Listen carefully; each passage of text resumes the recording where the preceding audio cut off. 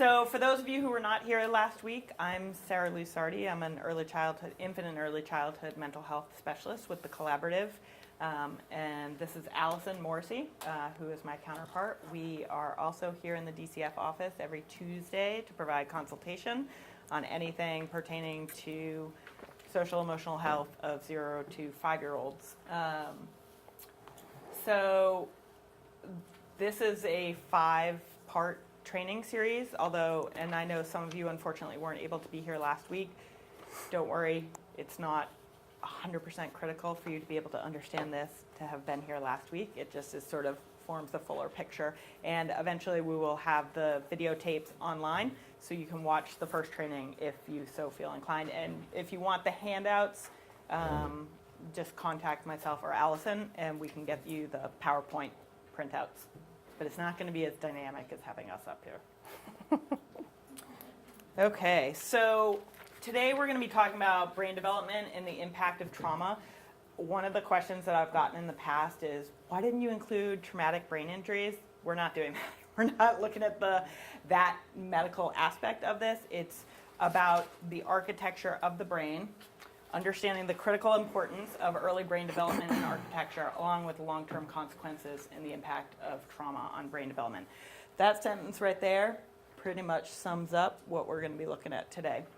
So if you're expecting like head injuries and what happens, that's just not going to happen today. So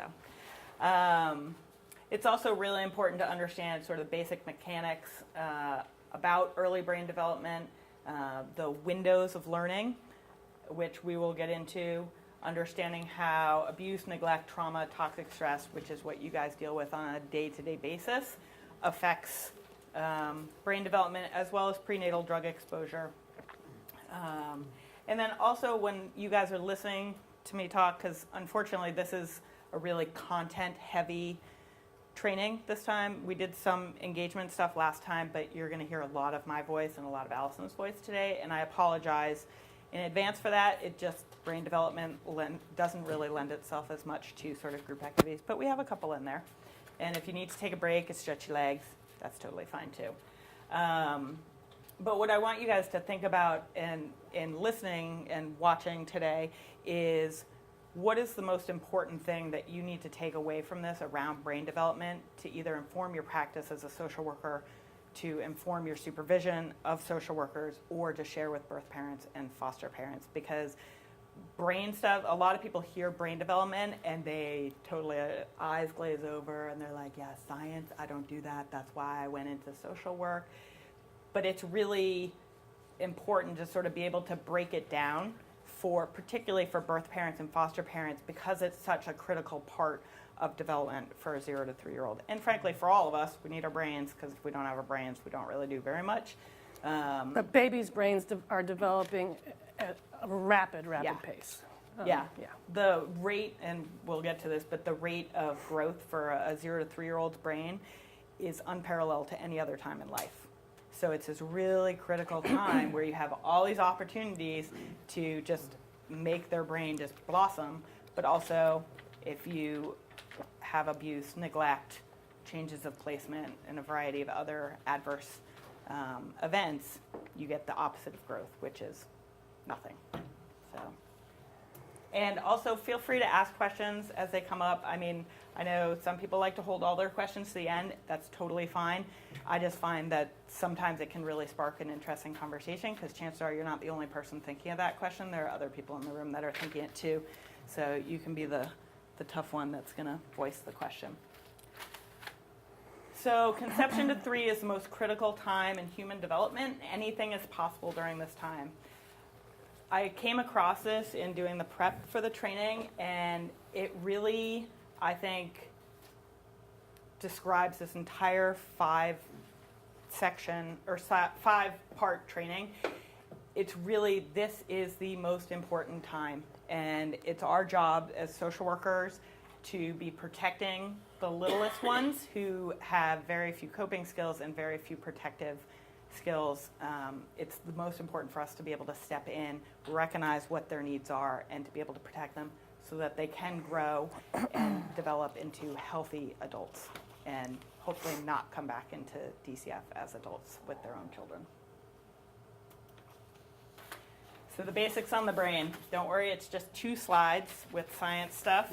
I am not a medical professional, so this is just sort of my breakdown as a social worker about how the brain works, because I think it's really hard to sort of look at brain development's important, but you really kind of have to know a few of these little things to understand why exactly it is important. So the central nervous system is made up of the brain, neuron, the spinal cord. It's responsible for sending, receiving, and interpreting information from all parts of your body. So if your central nervous system is not functioning for some reason, you basically can't exist. And so the neurons are the cells in the brain that process and transmit information through chemical signals. And we're going to get more into that. If the brain is not firing off these neurons, messages are not being sent. So when you pick up your hand and go like that and you look at your hand, that's multiple neuron messages being sent off. I want to pick up my hand. I want to look at my hand. I want to move my fingers. I have a 6-month-old baby at home, and he discovered his hands 3 weeks ago. And it'll come into his view like this, and he's just learned to go like that. And you can literally see, you can't literally see the neurons firing, but you basically can, where you're just like, wow, he can just stare at his hands for like 3 minutes and just flexing the fingers and going like this. And it's really great to understand that his neurons are firing. And he's repeating that because his neurons need to fire repeatedly until his brain is going to wire that in and be like, my hand, instead of, what is this feature that is now in front of my face that I'm able to move around? So that's how we learn. And that's the very basics from when you're an infant all the way until you're grown. So the synapses allow for the neurons to pass the messages. So they're basically the highways that are taking the messages around. And the axons, I'm going to get to an analogy around this so it makes a little bit more sense.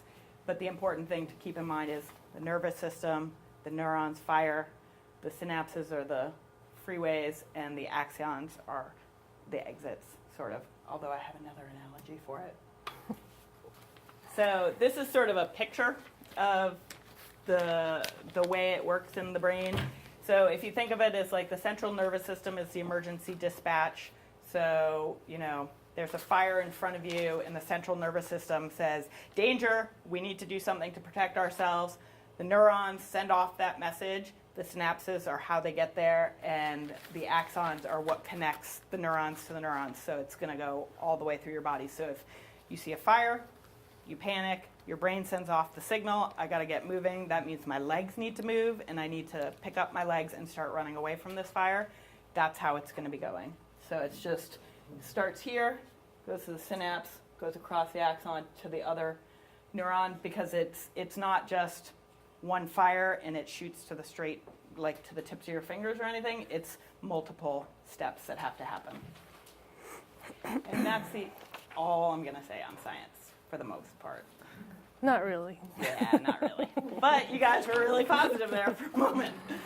So has anybody ever heard of neurons that fire together, wire together?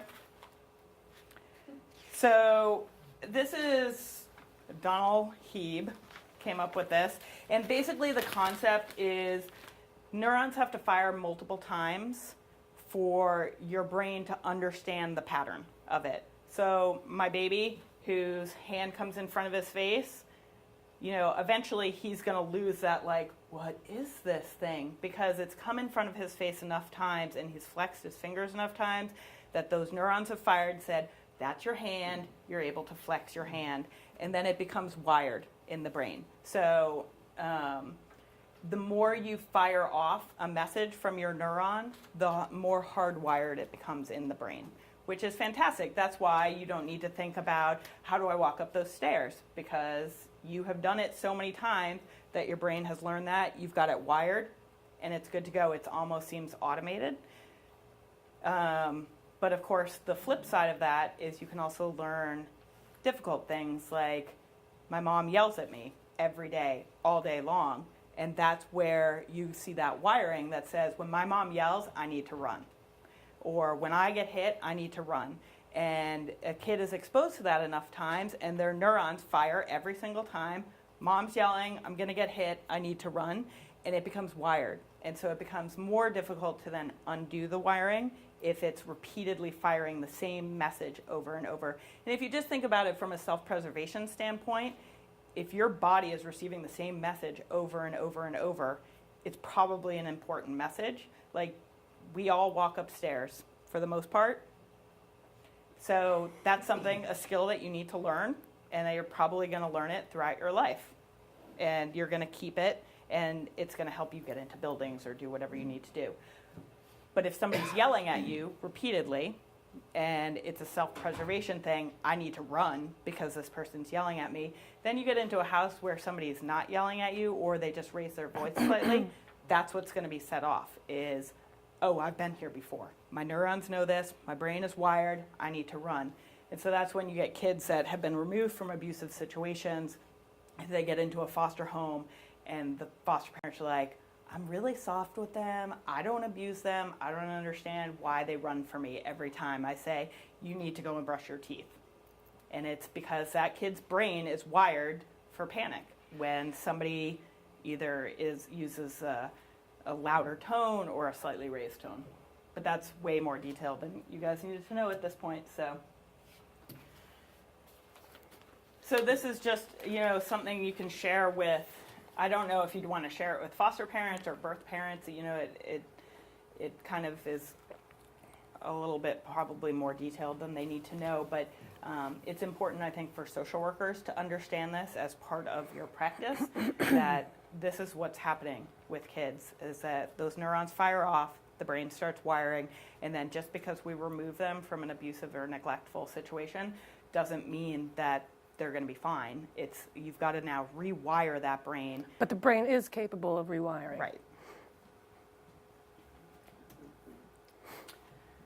So synapses, which are basically the highways that are connecting the neurons, have a huge amount of growth in the first 3 years of life. So you can see at birth, babies don't have a tremendous amount going on. They're really focusing, on the basics like breathing, their heart going, things like that. But then everything is new to them. So learning how to use a bottle, learning about the hand that suddenly floats in front of your face, learning about the way your parent interacts with you, the cueing. And so their brain is on fire. It's just firing off all the time, creating all these synapses to link it up, and you're wiring it. But it doesn't continue. So after a while, the brain basically has absorbed everything it feels like it needs to absorb for the basics, and then it starts cutting back. So for instance, it's important that a kid learns how to hold their bottle, drink from their bottle, all these things with the bottle, but eventually they don't need the bottle anymore. So it's not that they forget how to use it, but that their brain starts cutting back things that they don't need to use as frequently. I'm trying to think of another good example, but like some of the skills that you used as a little kid, you probably don't need so much anymore today. And that's why your brain starts pruning it back, because it's trying to be as efficient as possible.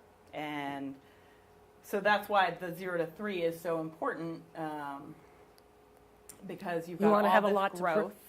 Yeah, you've got all this growth, and then you need to be making sure that the sections that are going to be pruned are the sections that the kid doesn't need anymore. Any questions so far? I know this is all very dense.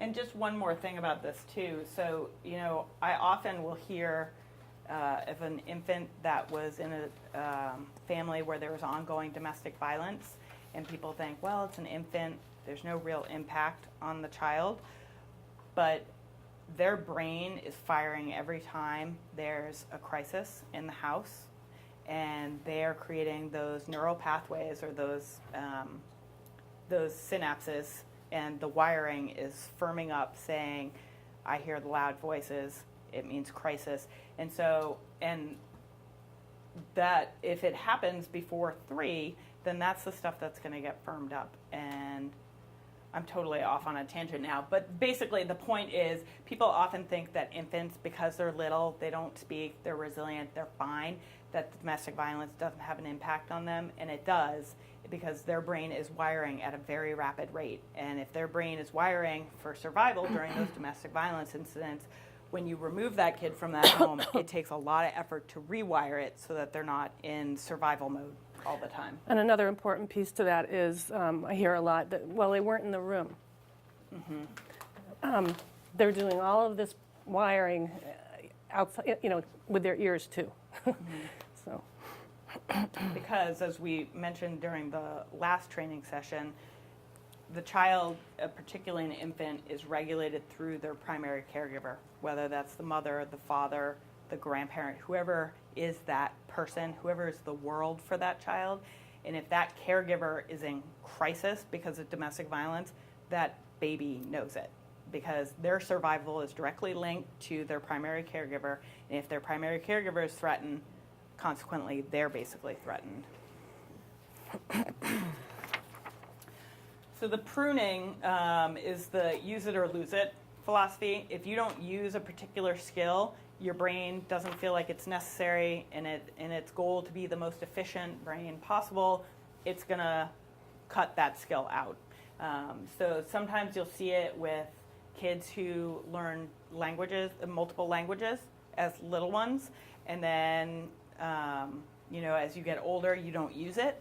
And so your brain starts pruning all that back, and suddenly you're like, wow, I used to be totally fluent when I was 5 years old in Portuguese, and now I'm 20 and I can't speak it at all. And it's harder, too, because your brain is more solidified as you get older, and it's not wiring as easily as it was when you were a little one. And the synapses that are rarely or not used at all. So this is important to think about in a neglect case. So if a baby is left in their crib all the time, they're not really developing any skills. There's no stimulation. They're not learning, I need to pull myself up. I need to roll myself over. I'm basically sitting here all day long staring at the ceiling. And so they either do not develop the wiring in the brain, the synapses, or if they did develop it and then they go into a neglectful environment, that gets pruned away because basically the brain is saying, well, you're not using it, so we're going to cut it back. But the important thing to remember is the brain is constantly wiring and rewiring. So when you remove a child from a severely neglectful situation and they seem to have all these delays and they're really off target, and then you start to see them flourish in a really attentive, good foster home, that's the brain rewiring itself. And it's never too late to rewire it. It's just that as you get older, our brains harden up a little bit, and it's harder to learn new skills.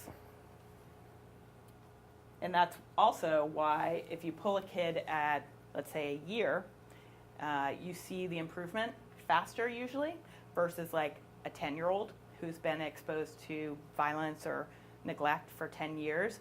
Their brain is wired much harder, and so it's going to be harder to shift it to sort of more functional living.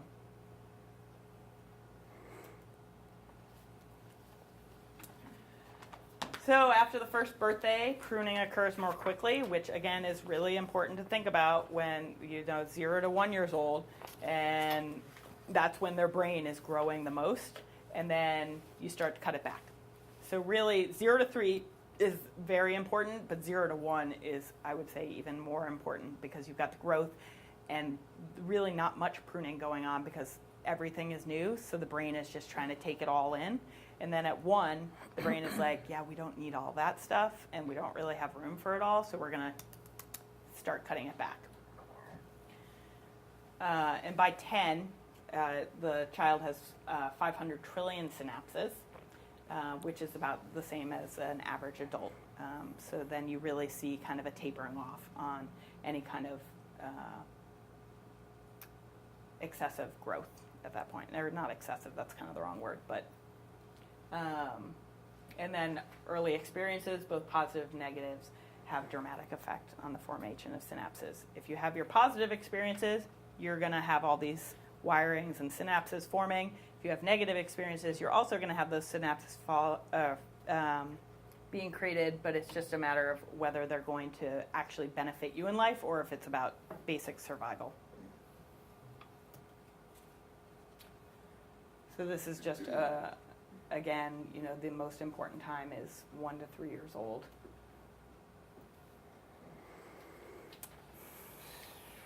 So the why of wiring. I don't know if anybody remembers from the last training, we talked a lot about the formation of a foundation for kids for their social and emotional growth. There was the whole analogy with the building the house, and if you don't build the foundational aspects of that house, the house is really unstable and it's going to collapse. It's the same thing with wiring in the brain. If you don't get the wiring set up early on, that it's harder for any kind of development in the rest of the child's life. And the quality of experiences and relationships in the first 3 years has a deep and lasting impact. I mean, anybody who's spent time with an infant understands that. The more you engage with the infant, the better they tend to do. You pull them out of a neglectful situation and they're not doing well, but then you put them into a stimulating environment and suddenly they can flourish.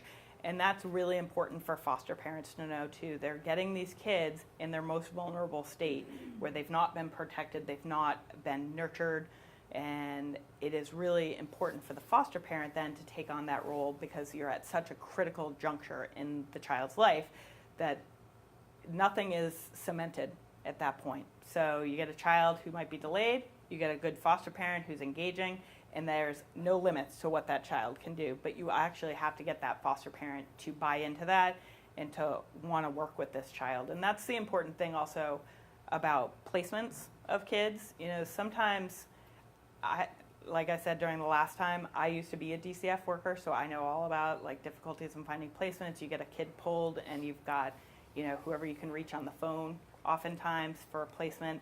But it's also important to look at, is this foster parent going to be able to give this child what they need? Or is this going to be a temporary placement where the child is basically going to do no better than they were doing in the actual technical neglectful home? And I think also the point you're making about foster parents or caregivers having knowledge about brain development is really important because, of course, they know they're thinking social emotional. They're thinking, I need to nurture this baby back from the, where it came from, and they might not understand that there's a direct link between that and brain development. They might just be thinking about the nurturing piece and the attachment piece. So. Mm-hmm.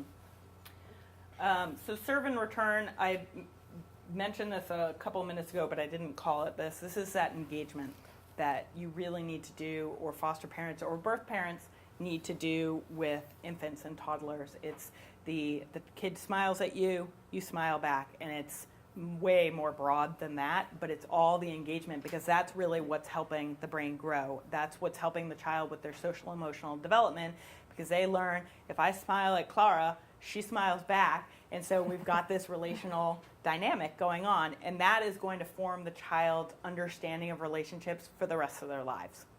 And again, nothing is undoable. So if a child comes out of a neglectful home or an abusive home, it's not that they can't learn that, if I smile, she smiles back, and this is a safe and trusting relationship. It just becomes harder the older the child is.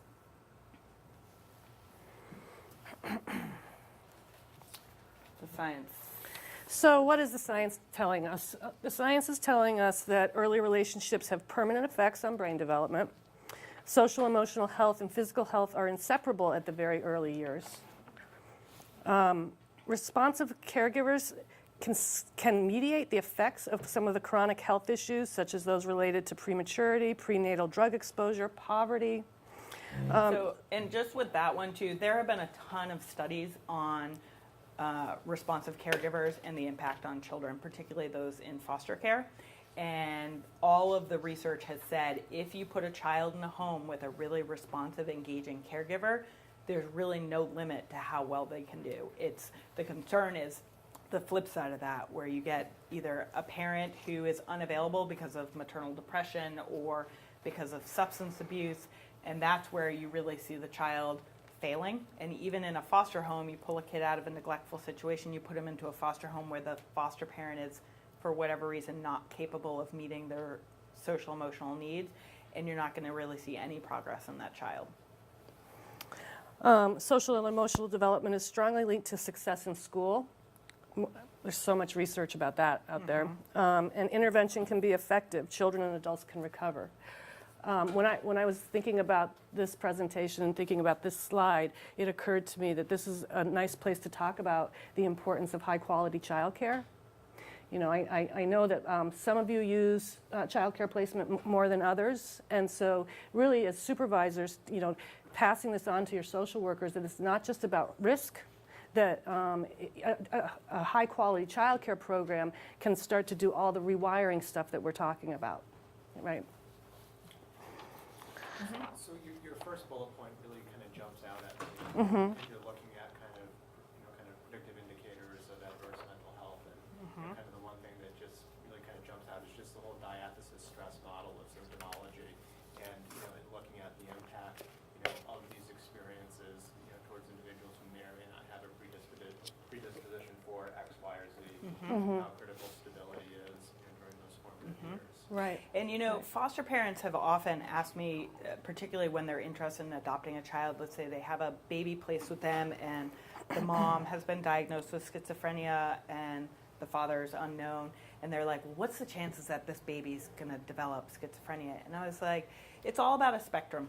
And, most people sort of fall somewhere around here. You get a parent with a history of schizophrenia and maybe you go this way a little bit, but you put them into a supportive, engaging environment and it decreases. And it's not to say that that's always the case, and I'm very clear about that. Nobody really knows fully why some kids, particularly when you're looking at siblings, some kids develop severe mental health issues and others don't. But one of the big things that influences it is the environment that the child's raised in and the number of adverse events that occur in that child's life, because the more stress that's put on the brain, then of course it's going to be more vulnerable then to more severe mental health issues as they get older. So windows of learning. Windows of learning is really the concept that there are periods of time where learning is the easiest. It doesn't necessarily mean that you can't learn it in other periods of time, but it's just when that window opens up. Some windows should not be missed. If so, there is an opportunity to learn. The opportunity to learn can be greatly diminished, but windows don't close all the way. And again, that's where you see kids coming out of neglectful environments and still managing to do really, really well. So these are some examples of windows of learning. Birth to 4 years is a really important window for visual development. Birth to 4 years is a very important period for math and logic skills. And so when we say that, what we mean by that is not algebra. We're talking about patterning and using blocks and creating geometric, block homes and, all of that math stuff that is happening through play.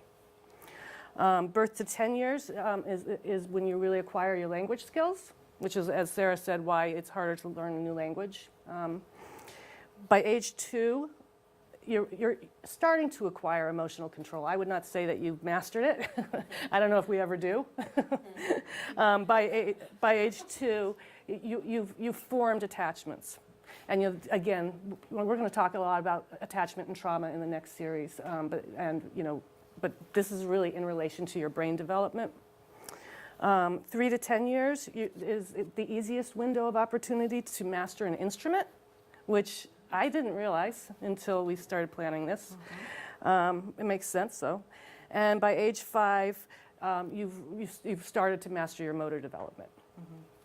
And so with the visual development, there have been a number of studies that basically show, they're animal studies, but if vision is restricted on animals during certain time periods, even if you take that restriction off later, they never are fully able to develop the same visual acuity that you would have if you hadn't had those restrictions. And then with the language skills, something, and I would love to hear other people's feedback on this because I told this story and then somebody in the audience very respectfully disagreed with me on it. But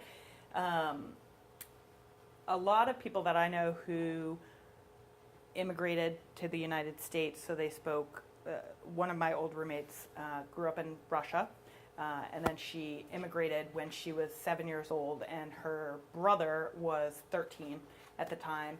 And she speaks English without an accent at all, and she speaks Russian without an accent. No American accent to it. Whereas her brother, being a little bit older, you can hear a discernible accent with him when he speaks English, and not with the Russian. But basically, if a child is exposed to the fluency of another language before the age of 10, they often can speak that language without any sort of accent because their brain is more plastic and able to pick up on the real subtleties of the other individuals that they're learning that language from.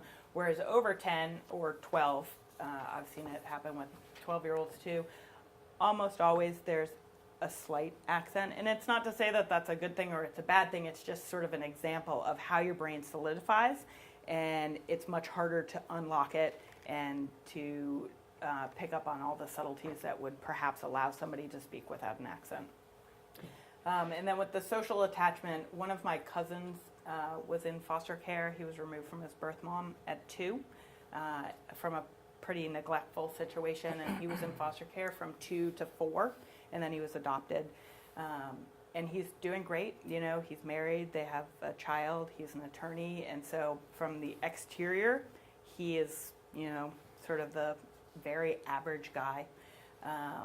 But what he has talked to me about is even though he seems to be excelling in every area of his life, he's got control issues, he's got fears of abandonment. He and his wife constantly have conversations about whether she's choosing him or the baby, and he knows in his head that it shouldn't be that way, that it's not about him or the baby, but because of his experiences before the age of 2, basically his worldview is, I am going to be neglected, I am going to be left behind, and it's influenced all of his relationships since. And it hasn't stopped him from being totally functional and awesome, but it's another element that's informed his. He's internalized it, and he needs to be aware of it and working on it. So Sarah, we're about 10 minutes behind. So just know that in this, because this is a lot of content. I talk a lot, and Allison is in charge of keeping me on target. So the impact of prenatal drug exposure is very important in terms of brain development. So the brain begins developing at 3 weeks after conception. And even, you know, well, I don't know. I think most people know that you shouldn't smoke while you're pregnant. But unfortunately, a lot of our birth parents do smoke because, you know, out of all the stresses in their life, they're like, I got to have my cigarette because that's what's going to decrease my stress at the moment. And so this is actually in your handouts that you picked up at the door. I've printed these out because a lot of social workers are interested in this. A lot of preschool teachers are also interested in this. But it's important to know all of these. So you may see all of these issues in a child who is exposed to marijuana, but you also may see none of them. And you may see it in extreme, or you may see it in a really subtle form. So it's just important not to think, well, yeah, I've got a kid that the mom smoked while she was pregnant, so he definitely got central nervous system stress, definitely low birth weight, definitely muscle tension. It's just important to look at each individual child and see which of these general issues are impacting that child and what services need to be put in place to counteract that. Can I just ask? You're saying it says exposure. Yep. Is this like chronic, like constant exposure, or is this like, you know, it's occasional, kind of like the, alcohol debate, is a little too much? It depends. And it depends on the substance. It depends on the substance. It depends when. Tobacco and marijuana out there. Yeah. Yes. So it depends on when they use the substance. So for marijuana, using the first and the third trimester tend to have the most impact on brain development. And that in general tends to be first and third trimester is when you see a lot of brain growth in a fetus. So any drug that the parent is using during those trimesters, it's going to probably have more of an impact. But again, it varies so widely on what's the environmental stuff that's going on for the birth mom, what's the birth mom's health, what other stressors are going on. So a lot of the research, they create these lists, but it's the question of, well, is it the marijuana that caused this, or was it because, the mom was under stress because she was in a domestic violence situation? And these right here, they've pretty much been able to link them to marijuana use, but I take it all with a grain of salt because It also depends on prenatal care. Yeah. And nobody's sitting there with the birth mom saying, so how many blunts have you smoked today? And let's see, you're in your first trimester. So that's just not the reality of it. So most of these are retrospective studies also. And so then you're also relying on the birth parent to report how often they're using.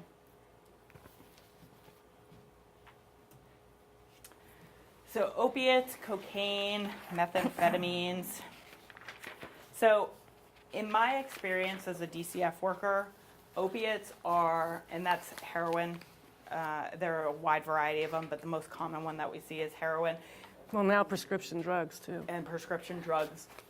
The most severe postnatal withdrawal effects. So you'll see a kid that has to be in the NICU for a month after they're born because of the withdrawal impact. And they're often put on medication to ameliorate the impact of the parent using heroin or whatever the opiate is while they're pregnant. Also, again, in my experience, I have seen a lot of these behaviors, more so than perhaps like marijuana or tobacco smoking. A lot of these behaviors in kids that have been exposed to heroin while the parent was pregnant. But again, you put them into a supportive, engaging environment where the foster parent is able to respond to, let's say, the anxiety, and the child's able to do fine. And oftentimes by the time they're 2, they've developed enough coping skills and they've been in a stable environment long enough that a lot of these behaviors sort of fall off or decrease. But, they probably will be an adult with anxiety, whether that's due to the prenatal drug exposure of heroin or that's their personality. It's really hard to tease out. And I don't know about what you guys are experiencing, but I'm hearing from child care programs that they're seeing more and more and more babies who have had been exposed to opiates prenatally. So, Yep. Oh, yep. Can you speak to the effects of exposure to like Subutex or Suboxone? Yep. So Subutex and Suboxone are basically heroin substitutes for all intents and purposes. I mean, I'm sure there are a lot of medical professionals who would give you a much more elaborate description. And it's become what parents used to use, or anybody who had a heroin addiction, was methadone. And methadone is being phased out a little bit, and you're seeing a lot more Suboxone or Subutex. And Subutex, and so methadone, really horrible withdrawal impacts for the baby. Like, I would almost say worse than heroin. Like, it's really kind of unbelievable how bad the impact is on the infant. With Subutex and Suboxone, one is for, and I have it written down somewhere, it's Subutex, I believe. Hold on, don't quote me on this.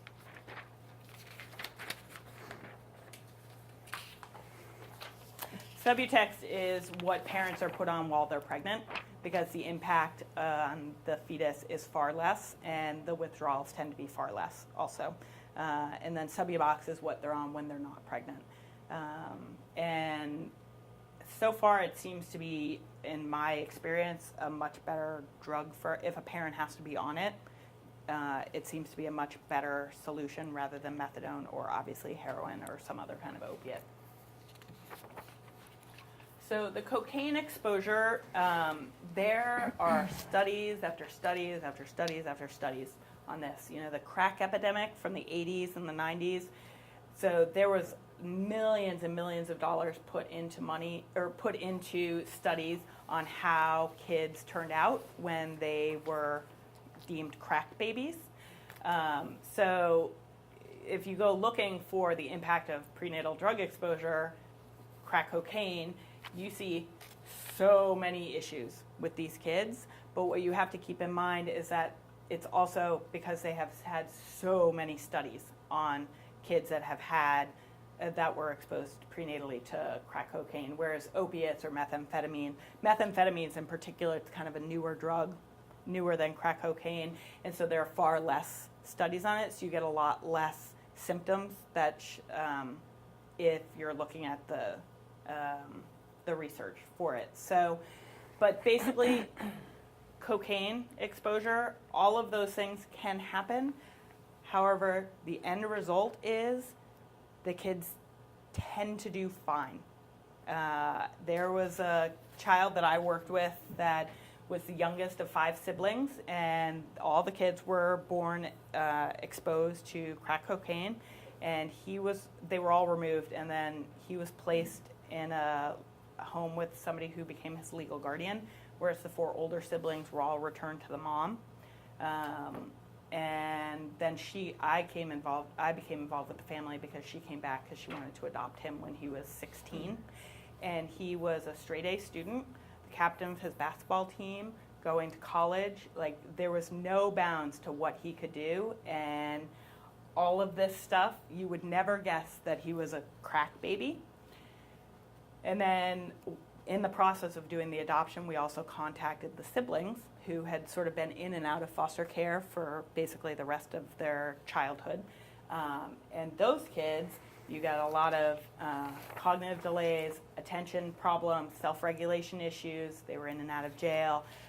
And so it's this question of how much of it is the prenatal drug exposure and how much of it is the environment that they were raised in. And you don't know. And I think that's what the problem is with a lot of these studies is they can't always suss out what's the environment, what's the prenatal drug exposure, because they can't control it. So methamphetamine, they are doing more studies on that, but Unfortunately. yeah, because it's become the sort of more popular drug because people can make it themselves in their houses. And also with my experience, what I've seen is kids tend to have a higher rate of ADHD, speech delays, but this is, again, just in my clinical experience. So, but again, trying to find out what you see in kids that are prenatally exposed to meth, it's hard because it's really limited to one big study. So who knows anything about fetal alcohol syndrome? Yeah, this is the big one. So right here, if you take away nothing else from this training, take away this. Alcohol exposure does permanent damage to brain development in infants, like irreversible brain damage. Whereas everything else, can oftentimes be moderated by the environment.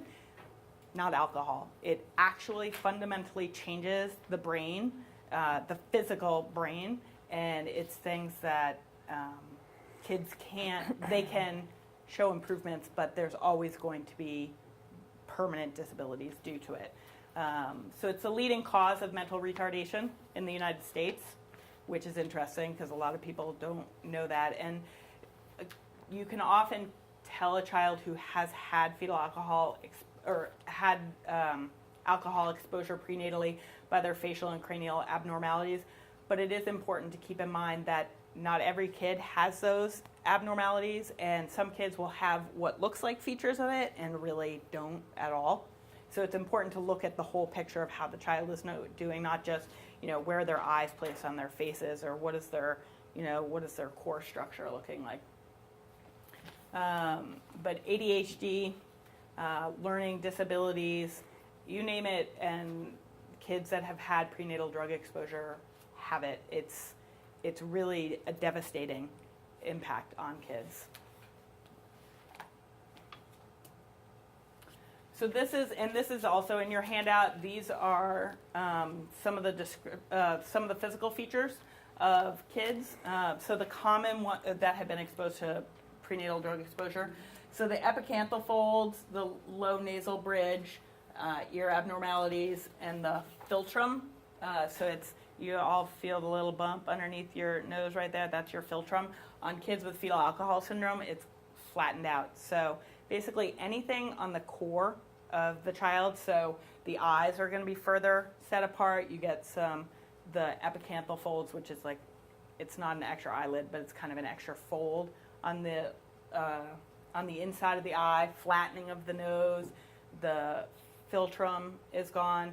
They tend to have a lot of core strength issues, so they'll have delays in walking, any kind of gross motor skills. But again, it's important to remember that just because a child has one of these physical features doesn't mean they were prenatally exposed to drugs or alcohol, I'm sorry. So all of these kids have epicanthal folds. So you can see sort of, it looks like two lines coming out from the inner point of the eye, and none of these kids were exposed to alcohol prenatally. So, and I will always remember a kid that I worked on the adoption for her, and she had all the physical features of a kid with fetal alcohol syndrome on her face, but her core strength was great, no learning disabilities, her speech was on target, and it just happened to be that she happened to have facial features that fell on this list. So, and the impact of that too was it was more difficult to find her an adoptive home. So she was 2.5. She had come into care at birth, and she was 2.5 when she was adopted because foster parents saw what looked like physical features of fetal alcohol syndrome. The social worker couldn't definitively say the mom didn't drink. And so everyone was like, well, I don't know if we really want to deal with this because it's a lifelong issue that the child's going to be dealing with, and subsequently the parents or the adoptive parents are going to be dealing with also. So just quickly, does anybody want to take a guess as to which of these kids has fetal alcohol syndrome? You got to be brave. 7? I was gonna say 5? Mm-hmm. I'll give you a hint. There are 5 kids up here with fetal alcohol syndrome. So one isn't. Mm-hmm. Mm-hmm. That's pretty good. Pretty good. So this kid has Down syndrome. This kid, these 3 all have fetal alcohol syndrome. The girl down there, sort of the longness of her face, like somebody just like pulled her face down, is very classic of fetal alcohol syndrome because it's all in the midline, so it's all drooping down. This little girl has fetal alcohol syndrome, so does she. You know, that's, sometimes people will look at a child and be like, oh, well, that just has more to do with her ethnicity rather than fetal alcohol syndrome. And it's possible, it does, like in this picture, you know. But it's also possible that the child has been affected by prenatal drug exposure. This kid here is actually my nephew. But when he smiles, his philtrum disappears, and I don't actually joke with my brother and sister-in-law, but he looks like he's got fetal alcohol syndrome. But you put him in here. But I put him in there. And then that child down there does not have it either. But, you know, he also is missing, or his philtrum is pulled flat, and he's got a small upper lip. So it's just important to sort of look at the whole picture, and that some kids can look like they have the characteristics but not necessarily actually have fetal alcohol. You know, I'm thinking about a child I'm working with right now in a child care program, and she presents very much with the look that we're talking about. And I hadn't met the mom until a couple weeks ago, and mom walks into a meeting, and she looks exactly like her. So, Yeah. you know, the joke is it generational, the fetal alcohol syndrome? You know, maybe mom has it too, Right. because it's a pretty dysfunctional family, or is it just what they look like genetically? Right. And also the impact of alcohol on a fetus, it depends on the amount that the parent drinks, when they drink, the quantity that they drink. And interestingly enough, the more pregnancies a parent has where they're drinking through the pregnancy, the worse the impact is for some reason on the kids. So I worked with a family where the mom had 3 boys, and she drank through all the pregnancies. And the reason I knew about them is because they were all removed from her custody shortly after birth or at birth. So the first kid, you probably wouldn't have guessed off the bat. Maybe there was something a little like your little social worker flags went off, but overall he looked okay. By the time the third kid came along, no doubt at all. And the mom had been consistent in the amount that she was drinking. It wasn't that she... But the alcohol was probably affecting her more and her body function. Right. So it's just kind of an interesting note that, if you get a parent who's had 10 kids and she's been drinking throughout the pregnancies, it's not unreasonable to just be aware that that child may have more intense needs than perhaps child number one. And then also, another little random factoid, it impacts, if it's identical twins and they share a sac, they're going to be affected equally. If it's fraternal twins, they can be affected totally differently. So I dealt with a case where it was a fraternal twin, a boy and a girl, and the mom drank throughout the entire pregnancy, and the girl, totally fine. No physical features, no cognitive delays, none of the things that were on the list of fetal alcohol syndrome. The boy had everything. Physical features, significant delays across the board, and why it impacted one versus the other, we don't know. It just, luck of the draw, I guess. So this shows you what alcohol does to a baby's brain. So you can see that this one's all folded up like a little accordion in there. That's what you want to see. This one, far less accordions because it's basically retarded the growth of the brain. There's also a part called the, my brain is totally blanking.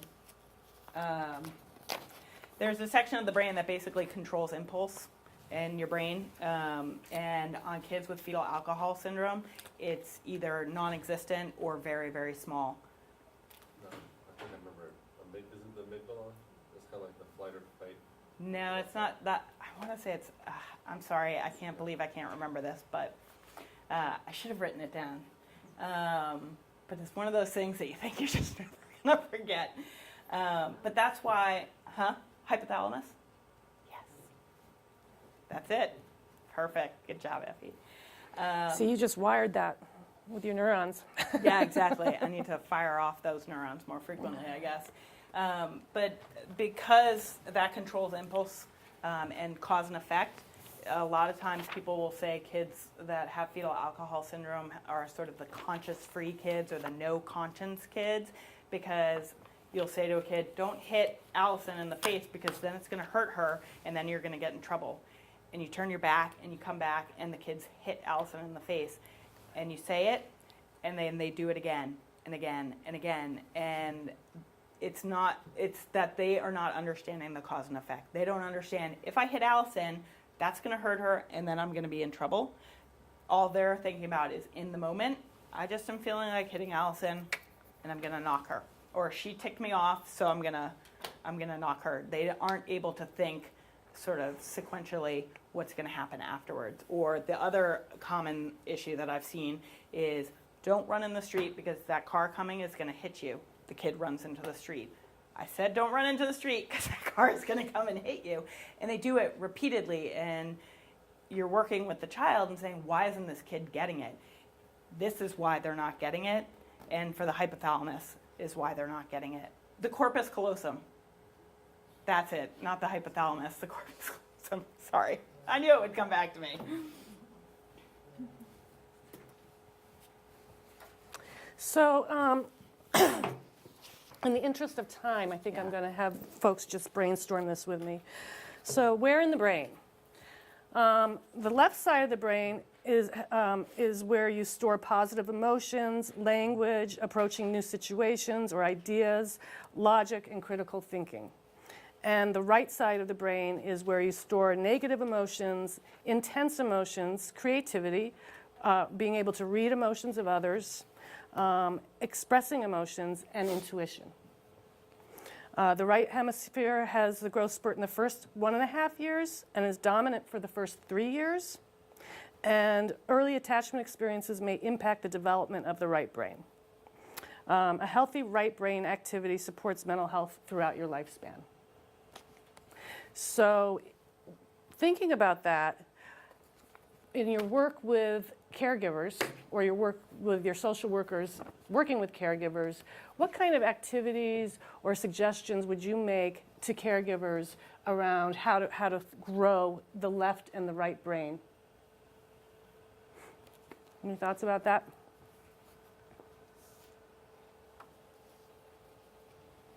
So there are certain activities that caregivers can do with kids to basically stimulate the left or the right side of the brain.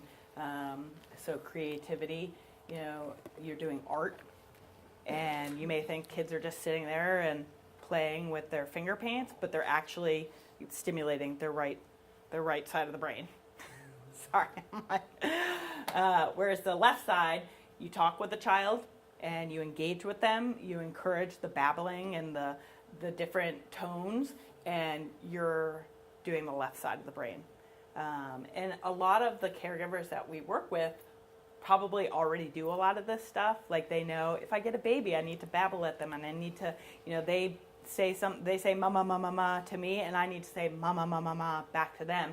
And it's just kind of interesting for them a lot of the times to understand that they're actually stimulating the brain. Like, if you did a brain scan of a child when you're doing that with them, it's firing off all over the place, which is what you want to see. And you also want to see cross brain growth too. So particularly with infants that have been in neglectful homes, if you do things across the midline with them, so touching their toes to their hands on the opposite sides, then you're stimulating growth across the brain too, not just on the left or the right side of the brain.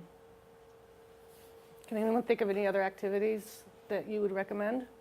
Reading to them, brain blocks. Mm-hmm. Yeah.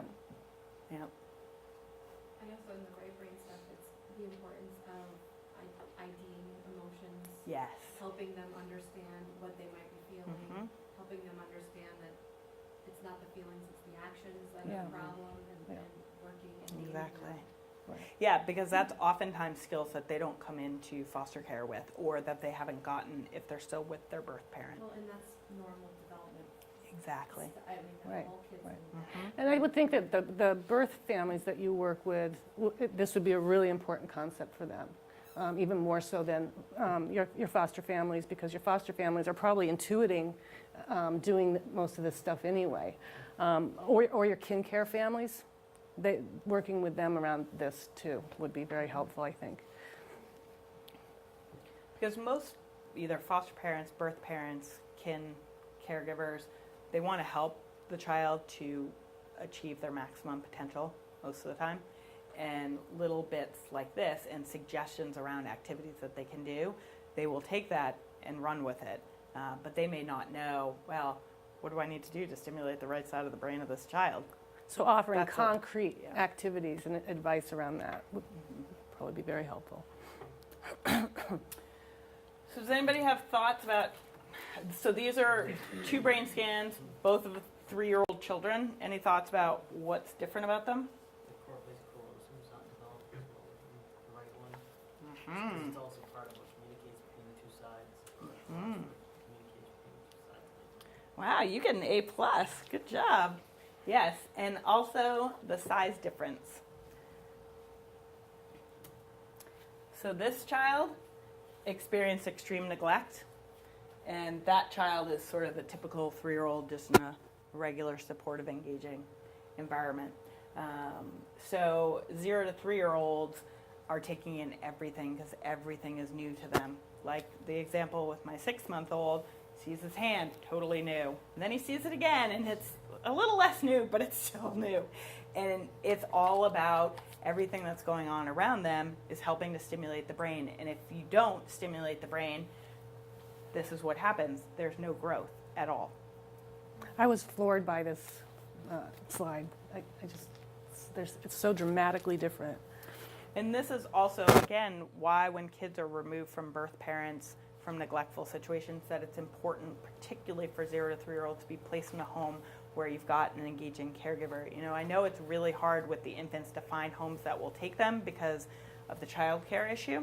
And so oftentimes you'll get, I have had a lot of kids placed with foster parents who are a little bit more elderly and are retired, or you know, they're working very part-time and they want to be with the babies, but they have to engage with them. They have to be, and it's a lot of work to engage with an infant. They demand all the time. They want you to constantly look at them, constantly hold them, because that's what their brain is wired for. They need to have that stimulation. And if they're placed with a foster parent or a birth parent who is not engaging, this is what happens. Their brains don't grow. And this is such a critical time for brain growth. If you miss it, it just makes it harder as the child gets older.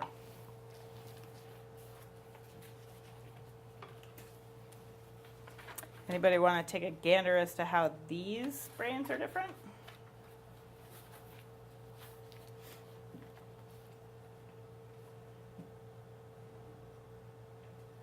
It's like you got stuff missing. Hmm? Seems like a lot of empty space in the right one, and a lot of fluid maybe, I don't know. So this is the different levels of activity. So how much the brain is firing in the head. The frontal lobe is Exactly. substantially more active. This part is really impacted, and this part is really impacted. This is the prefrontal cortex. If you don't have that, that's basically like the CEO of your brain. It's where you do all your executive functioning, making your decisions. And this child, it's really, really low firing and activity going on there. That child probably has some pretty significant speech delays or language. Yep. 'Cause a lot of cognitive functioning. Exactly. Yep. So the left picture is a typical 5-year-old, and the right picture is from a Romanian orphan who was institutionalized shortly after birth. So lack of stimulation, and you see it in the brain scan. That child's brain is not firing as much because it's not been engaged with in a way that has encouraged the firing. Did anybody, a couple of years ago, there was a case in New Jersey where there was a couple who had adopted a bunch of kids from the foster care system, and the 3 boys were found like digging around in a garbage can. Anybody remember this? I used to not read the news when I was a DCF worker, but somehow this came across my desk. Basically what had happened was these 3 boys had been adopted, and then they were subsequently really neglected and abused by their adoptive parents, and food was withheld, and they were tiny. They were super tiny. Their heads were tiny, their bodies were tiny, and basically what the adoptive parents said was, oh, well, they've got eating issues, which is why they're so small. But then they were removed and fed and engaged with, and they started to grow exponentially. They were like, I think 11, 15, and 16 at the time when they were removed. So a lot of the damage was permanent, but it's this really quintessential example of a case of extreme neglect and withholding of food, and their brains just didn't develop at all. And the younger one, you know, when he was pulled, he was 11, and he grew and did much better and made a lot more strides, but the 15 and 16-year-old weren't able to make the same strides. And again, it's that age difference, and the older a child gets, or an adult, and the harder it is to sort of make up for the lost time. And so I'll save the Romanian infant stories until next time. So this is just sort of to let you know the different areas in the brain. It's, you know, you don't need to, it's just something to generally know which areas of the brain control which functions. And a lot of our kids who have the low engagement in the prefrontal cortex, that's where emotional regulation is. So we get these kids that come in and they're doing sort of crazy things, and that's why. Or speech, often, learning disabilities, it's all in the prefrontal cortex area, which is one of the hardest hit areas in neglectful situations. Well, and to do with the prefrontal Yes. So a lot of the parents that we're working with are still going through that maturation process. Yes. Exactly. That's a very good point. Thank you. Gold star for you too. So, and underdeveloped prefrontal cortexes, delay sort of the emotional growth of an adult, and particularly, as you said, it doesn't finish sort of developing until somebody's 25 years old. There was a really interesting study that I was told about where they went into a prison and did brain scans on serial killers and people who have been convicted of violent crimes. And what they found was the serial killer brain scans looked like your average brain scan, like a brain scan from any of you or me, whereas the folks who had been convicted of violent crimes, every single one of them had deficiencies in their prefrontal cortex. And it makes sense if you think about it. It's impulse control, emotional regulation, and if you don't have impulse control and you get angry, you're going to end up in prison. Whereas the serial killers need all of that functioning because, of course, they think they're smarter than everybody else, and therefore they execute these crimes, and so they need to have their full prefrontal cortex going on. I'm thinking too that sharing this information with foster parents could be really helpful with that foster parent that's pulling their hair out because of behavioral issues. What sharing this information might do is raise their level of empathy and increase their patience if they have the science behind it. This is beyond this child's control. So. And I think that's a really, really good point. It's hard when you've got a kid that's tantruming all the time, and it's hard to sort of create empathy for that situation, even if you intellectually know, well, this kid came from a really bad situation. Well, the behaviors eat away your empathy. Yeah, exactly. So, yeah. Exactly. Can you speak to the child who doesn't sleep at night or sleeps very little? So we'll get into that a little bit more in the trauma section, but basically kids that don't sleep at all or sleep very little, it's often related to trauma. I mean, it could be a bunch of different things. It could be an organic medical issue. It could be, autism. It could be trauma. But what I would say is almost all children who experience trauma have sleep difficulties, Yes. like 99.999%. And there's a lot of reasons why, and one of them is that that's when it's quiet and all the intrusive thinking can start happening. So it raises their level of flight or fight because they start thinking, that's when the scary thoughts and bad memories pop in. Or even the feelings come up. If you're going all day long, you can suppress a lot of that anxiety and fear, but as soon as you have to lay still, your heart starts beating faster, and how are you going to go to sleep if your heart's pounding and your blood pressure's up and your brain is firing at a million miles a minute because it's fight or flight? And that's why nap time is the hardest time for these kiddos in childcare.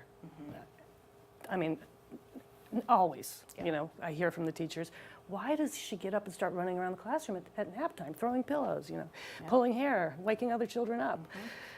Jumping on furniture. They're in hyper-arousal state. She's like, I'm going to keep myself going. Yeah, and they can mitigate it during the day because they're going, or playing, but then you ask them to sit and be quiet, and it's almost impossible for them because everything in their brain is saying, you can't sit and be quiet. You have to be ready to run and go.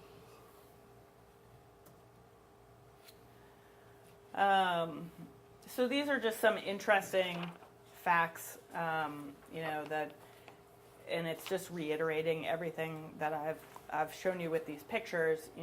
Kids that are rarely touched or spoken to had brains 20 to 30% smaller. Kids raised in orphanages tend to be smaller physically, have smaller brains. I thought this was really interesting. Children from deprived environments have brains that resemble Alzheimer's patients.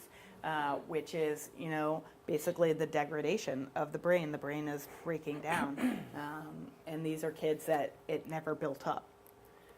And then animals that are raised in zoos have 20 to 30% smaller brains than those in the wild, which makes sense because it's a really unstimulating or less stimulating environment than being in the wild.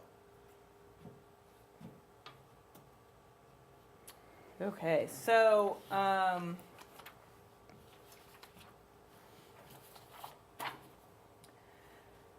this is something you guys probably hear about on a daily basis.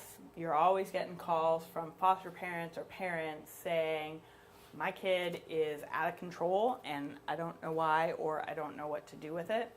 And it's important to understand that these kids are not just acting out to act out most of the time. They are acting out because their brain has been traumatized and their firing in their brain is going off in a way that is different, let's say, from mine or from somebody who has not been traumatized in some fashion. And so it's also important to remember that even though you remove a kid from an abusive or neglectful environment, doesn't mean that that kid is going to miraculously get any better.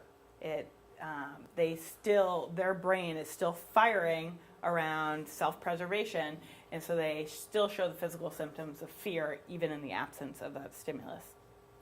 That's where that hypervigilance comes from. And so these are just some of the physiological changes that you would see in an adult or a child who has been traumatized. And again, this doesn't stop as soon as the trauma stops. So most of you have probably heard of PTSD, post-traumatic stress disorder, and it's people still have reactions. Even though they're not exposed to the trauma necessarily anymore, they still have the reactions that are associated with the trauma. So the high resting heart rates, the high stress hormones in their blood, right brain activity increases, because it's almost like the brain gets stuck in the trauma. And in order to help a child in particular move through that and come out onto the other side, you really need to have a professional working with this child. Any child who's been exposed to abuse, neglect, trauma needs to have somebody to guide them through that trauma and come out on the other side knowing that they're going to be okay. And if the parent is the perpetrator, they're probably not going to be the person that's going to be able to guide that child. The foster parent can on some level, but you have to establish that relationship, and the foster parent needs to have a certain level of skill and empathy to be able to deal with the behavior while helping the child.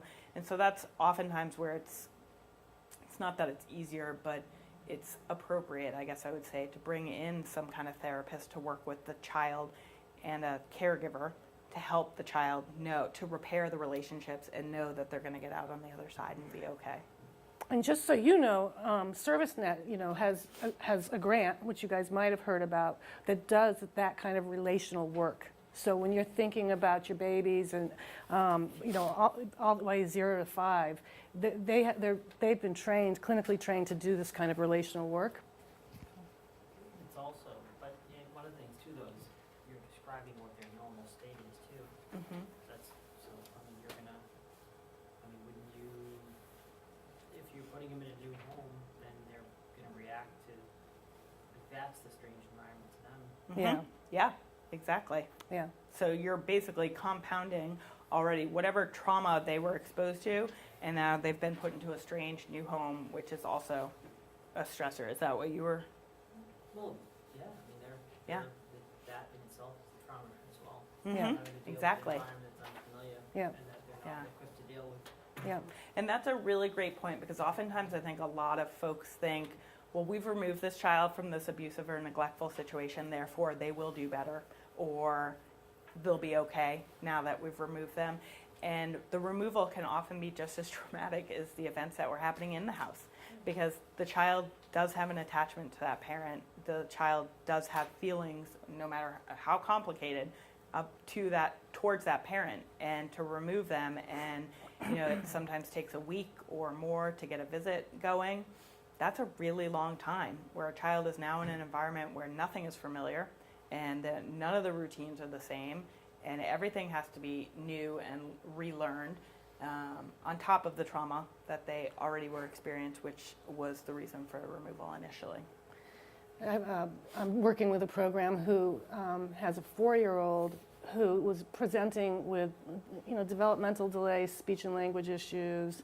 They thought there were some cognitive concerns, and so they referred out for a neuropsych eval. And wisely enough, the neuropsych eval came back with a diagnosis of PTSD. and it was being hidden by what looked like developmental issues. And this child's been in placement with the aunt who intends to adopt for, I think, over a year. And so the aunt said to the director of the program, well, why? And, it's been a year. Why would they diagnose her with that? And I helped her to understand that she needed to pursue therapy, but it sometimes takes a really, really long time.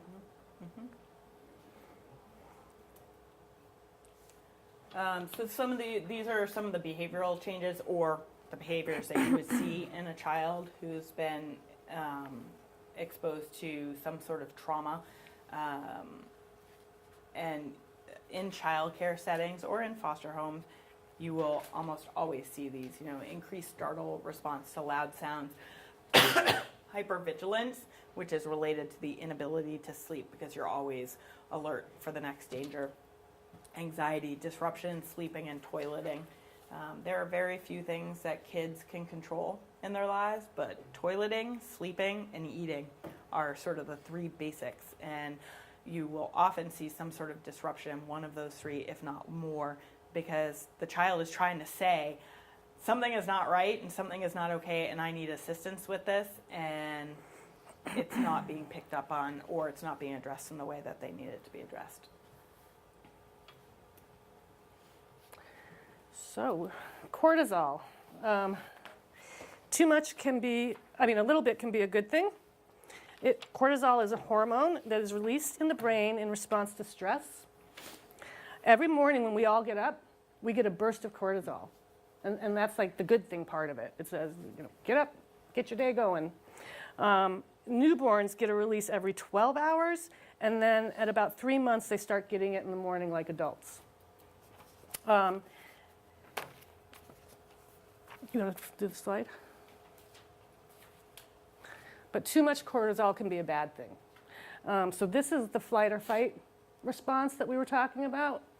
When cortisol is either blasted too much or stays for too long, it causes all sorts of things to happen.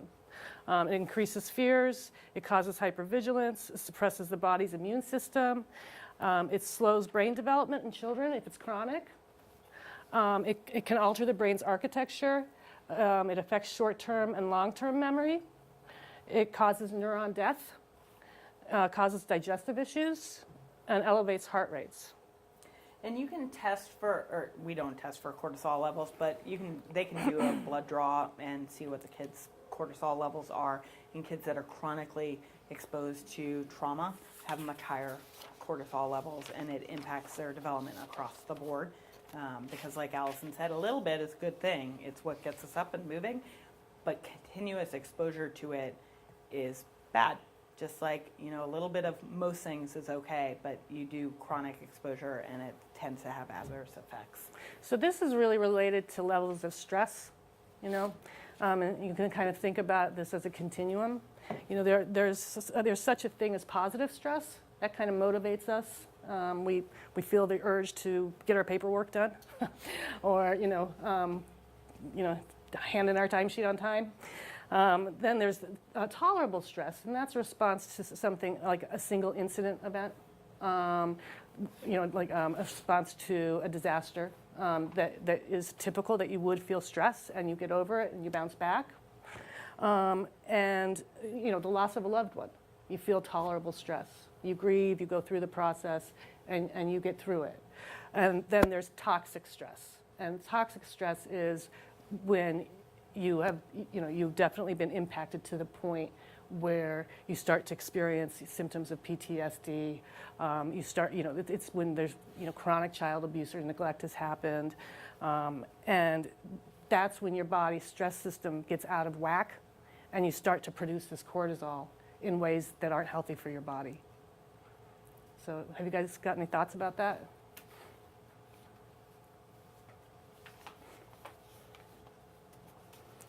Well, we actually have time, Sarah. So we rushed along thinking we weren't going to have time, and we have time. So what I want to do is talk about how we can ensure good brain growth, what we can share with our social workers, share with our foster parents, our birth parents. What things can we do to continue to ensure good brain growth? And most of this is common sense, but maybe for foster parents, it's important to really come back to this and bring it home to them. Ensuring health and safety, obviously, helping children feel safe and secure. The serve and return piece that we talked about, which is really important for foster parents to know with babies, that's creating brain growth. Talking, reading, and singing, consistent, responsive, and loving caregiving, minimizing stress to keep cortisol levels low, encouraging safe exploration and play, establishing routines. That's what probably the birth families that you're working with really need to work on, is establishing routines. Right? Really listening to them and responding to their cues, verbal and nonverbal. Be responsive to crying. Again, with your birth families, that's really important. Remove physical threats and seek professional help when needed.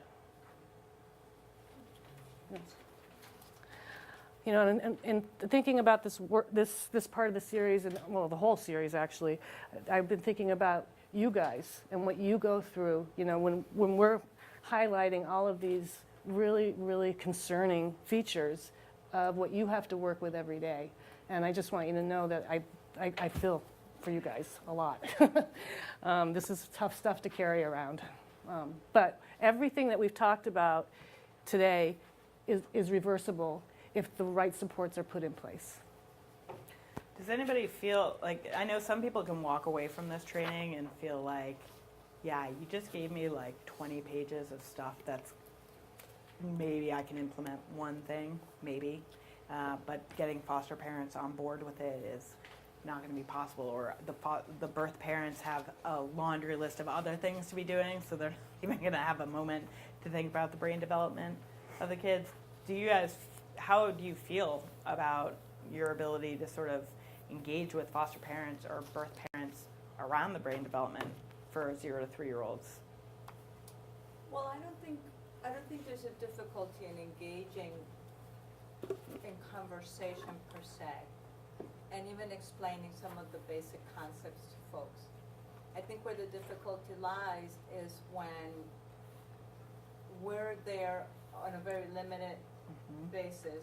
So it's up to whoever the caregiver is, whether it's a biological parent or whoever it is designated as the caregiver, to be engaged themselves in what it is that they need to repair. Right. What you're sharing with them. I'm working with a child who unfortunately is on her way to being hospitalized again today. Yep. And so we've been having these conversations with the maternal grandmother who is the caregiver. And we have explained to her many, many times about this is where you came from, this is where it's going on, and this is, and this, and this, and this. But in the actual practice, I think it's difficult for the person who's actually having that traumatized child and react to them in this other ways that would be beneficial to their relationship, most of all to that child. Yeah. So I think that's where. What are they absorbing? What are they taking in? How can you best deliver the information where they can absorb it when they're already in crisis themselves, right? I'm not so sure it's so much the delivery of the information. I've been out with most of the folks in this office at one point or another in my career here, and I think they do a very nice job on interacting with folks. Yeah. I think it's more, how do we get that person who is the caretaker of that child to internalize Right. and develop some insight Right. to the level where they're actually going to be practicing Right. some of what they're, because, they can sit there and say, yes, I get it, Clara, I get it. And we can maybe do some games. I know that when I was a social worker going into the home, I would sit on the floor and I would play games with the kids, and I would actually crawl through the house with the kids. But the parents sometimes thought, wow, she's a really eccentric lady. Or great, I've got some free childcare. But to get them down and trying to do that Yeah. and incorporate it into what they do, that's where it's a little Right. more Right. difficult to do. I don't think so much is the delivery, but it's more how are they receiving it Yeah. and how they're, Right. incorporating. And that's where I'm with this lady, like how Yeah. do we get her to get there? Right. And you're right, you can do modeling, but most social workers are out there maybe once a month. And, I think it's also really important to not take it all on yourselves and to have other professionals. And it's the importance of finding competent professionals who understand sort of the goals of DCF and want to work with the family within sort of the parameters of what DCF needs to see from the family also. But also another really good point that you made was the intergenerational trauma. This has been so about the babies, the 0 to 3-year-olds, the 0 to 5-year-olds, their brain growth and the trauma and the impact of it.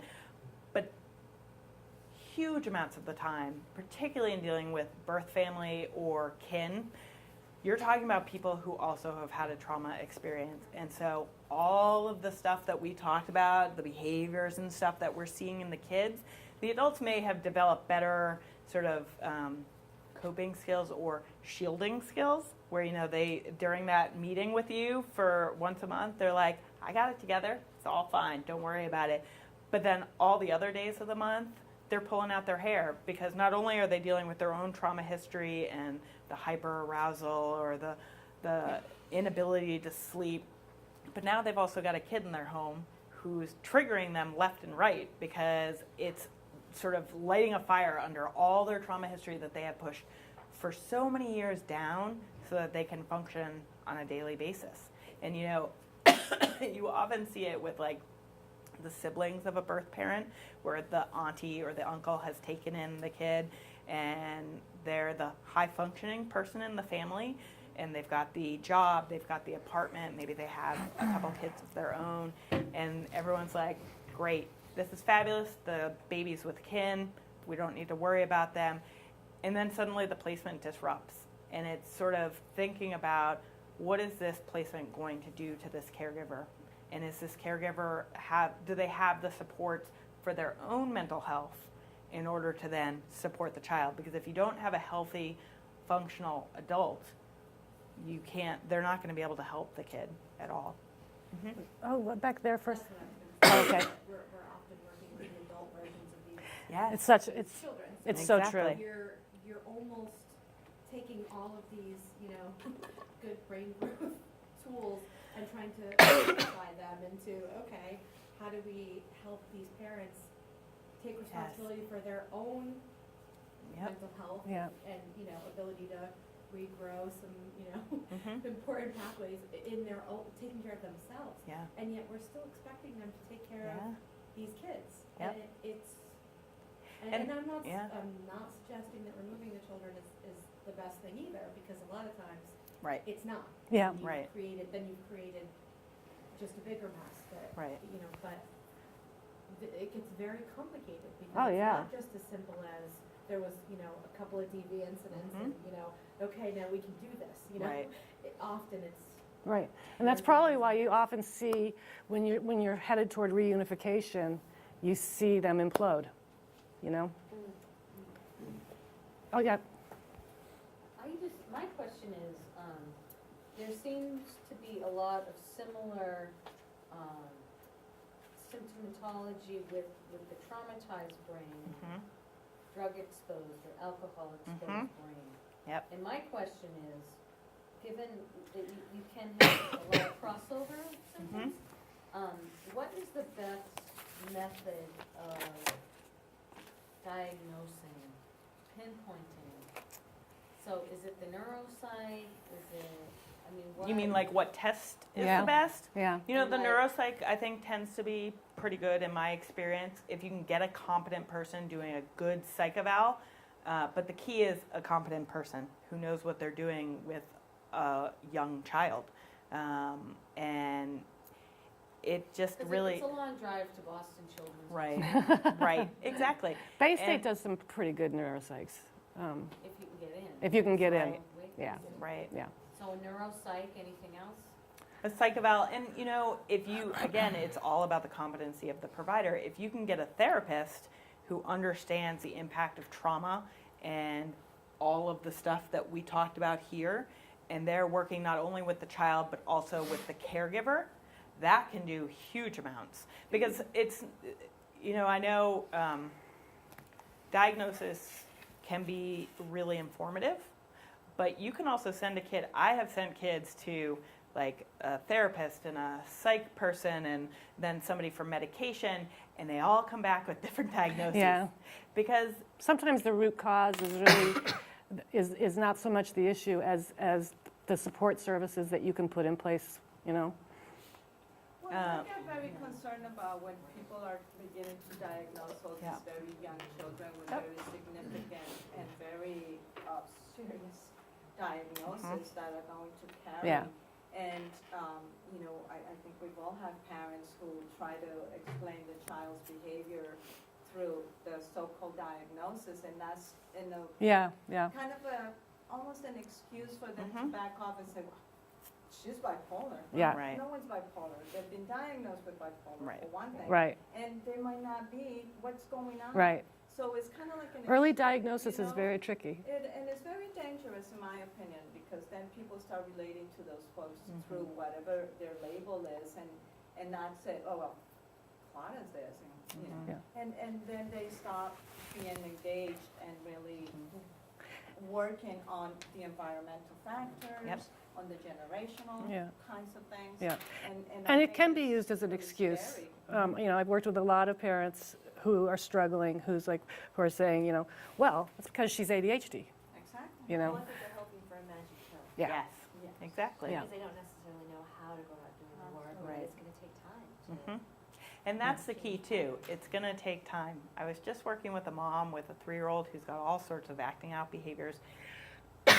And so we were talking about different techniques to use with him to sort of mitigate some of it. And the last thing I said to her on my way out was, and don't forget, he's been building this for 3 years, and it's not just going to, flip a switch or put him on a medication and it's suddenly going to get better. It's, you've got to sort of shift everything that you've done over the last 3 years. And the thing is, with little ones, the shift happens much faster because their brains are much more plastic and much more open to shifts. Whereas, so that's why at a 3-year-old, they tend to do much better, let's say, if the parent is stable and the child is unable to be stable or placed with an adoptive family versus a 10-year-old. You had, I heard a training psychologist working with families, he would have them log out kind of how much of the family time was spent on dealing with acting out behaviors and Yeah. dysfunction. And so they would go through all this, and he'd say, well, I can promise the treatment plan we come up with is not gonna take more time than this, but it might be equal to that for us. yeah, that's a great way to frame it. If you're spending 3.5 hours a night trying to get your kid to sleep and they're tantruming and this, you know, the intervention is not gonna be a pill, it might actually be 2 hours of something Right. at night or. But You've been wanting to say something for quite some time. I just kind of delayed reaction. Other people talk about this stuff, but when you asked about basically what your thoughts are, what do you think about this? For me, I think that the ongoing, issue is going to be, as it relates to foster parents, because that's what I am, a family resource worker, is they're realistic, the realistic using it basically, the realistic application of an idealistic model. I mean, Right. I think it's Yeah. Yeah. just too, I think that it's really helpful for people to have an understanding of this who are trying to help other people. But I don't see that as in, it would be great if the people we're working with would understand this, but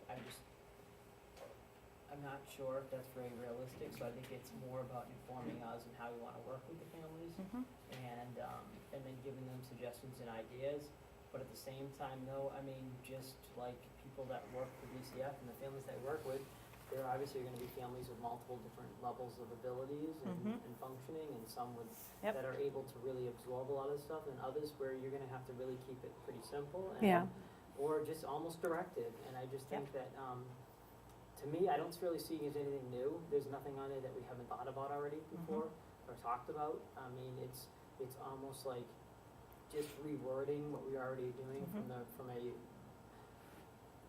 medical or a medical perspective. It's looking at it through this And lens, so, yeah. So I just, for me, it is helpful for people to review this and just think about this.